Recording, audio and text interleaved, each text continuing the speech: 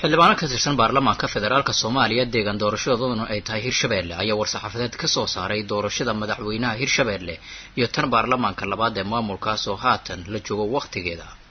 kulan ay ku yeesheen Muqdisho ayay xildhibaanadani waxa ay ku taageereen jadwalka doorasho ay dhawaan soo saareen guddiga doorashooyinka Hirshabeelle uu dhawaan magacaabay madaxweynaha maamulka Hirshabeelle Maxamed Cabdi Waare kuwaasi oo soo saaray habraaca doorashada madaxweynaha iyo tan baarlamaanka.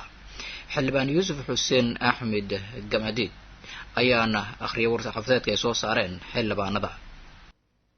in dawlad goboleedka Hirshabeelle in doorashada dawlad goboleedka Hirshabeelle waqtigeeda ku dhacdo sida ku mudaysan dastuurka dawlad goboleedka Hirshabeelle. 2 in aan taageersanahay guddiga farsamada soo xulista baarlamaanka labaad ee dawlad goboleedka Hirshabeelle ee uu magacaabay madaxweynaha Hirshabeelle taariikhdu markay ahayd 29kii bishii 9aad 2020. 3 waxaan soo dhaweynaynaa jadwalka doorashada ee ay soo saareen guddiga farsamada soo xulista baarlamaanka labaad ee Hirshabeelle kuna taariikhaysan 6 bisha 10aad 2020. 4 si loo ilaaliyo xuquuqda dastuuriga ah ee muwaadiniinta waxaa xilka madaxweynaha iyo madaxweyne ku-xigeenka u tartami kara muwaadin kasta oo ka soo jeeda deegaanada Hirshabeelle sida ku cad qodobada 46 iyo 47 dastuurka dawlad goboleedka Hirshabeelle. 5 waa in xukuumadda Jamhuuriyadda Federaalka Soomaaliya iyo cid kasta oo ay khusaysaa ay ka qayb qaadato hirgelinta doorasho waqtigeeda ku dhacdo.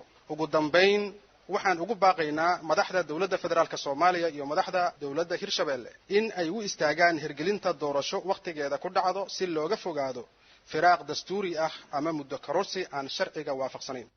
dhanka kale xildhibaanka ayaa waxa uu madaxweynaha maamulka Hirshabeelle Maxamed Cabdi Waare uu ku eedeeyay inuu ka shaqeynayo dib u dhac doorasho taasina uu ku sheegay mid aanan la qaadan karin maadaama sharcigu aysan waafaqsanayn.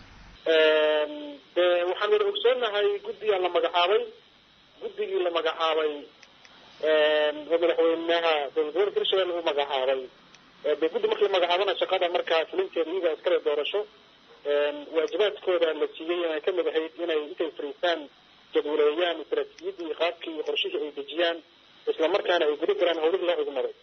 guddigii marka jadwalkii soo saaray ayaa warqad ka hor imaanaysa inay gutaan waajibaadkooda si wataan ayaa waxay ka timid madaxweynaha dowlad goboleedka Hirshabeelle. marka asigaas iyo ciddii kale oo maxaan ku rahdaye ku taameysaba in waxaan ay dib u dhacaan ayaan kagana digaynay in arrinka ay ka wantoobaan waxa ay tagayaan wax ka daran ay dhici karaan haddii inta muddo xidheedku dhammaado meeshaasi dawlad kale xilka la wareegta